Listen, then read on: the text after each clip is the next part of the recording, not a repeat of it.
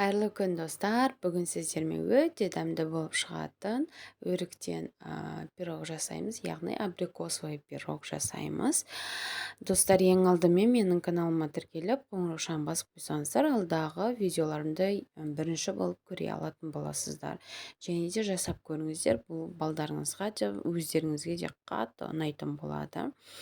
Енді бізге ұнымызға разрыхителімізді, яғни қопсытқышты қосып, жақсылап араластырып аламыз да табамызға саламыз. Және қантымыздың еріп тұруы үшін жұмыртқамен жақсылап араластырып бір шетке қойып қоямыз. Оған дейін жаңағы ұнымызға майымызды қосып, жақсылап крошка жасап алатын боламыз. Және үстіне жұмыртқалы массамызды құйып, тестаны дайындап аламыз.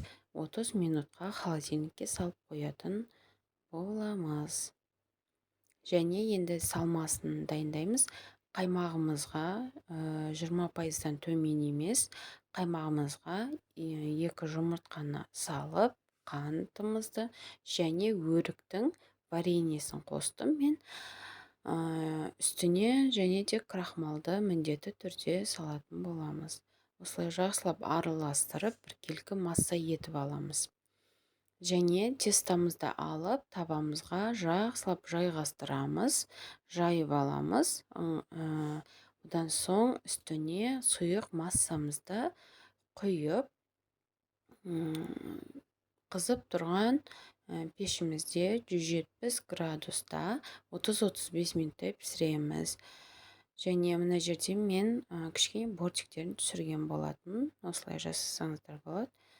Және бөлме температурасында суытып, одан соң холодильникке 5 сағатқа немесе 1 түнге қалдырып қоямыз. Достар, дайын болды. Ас болсын.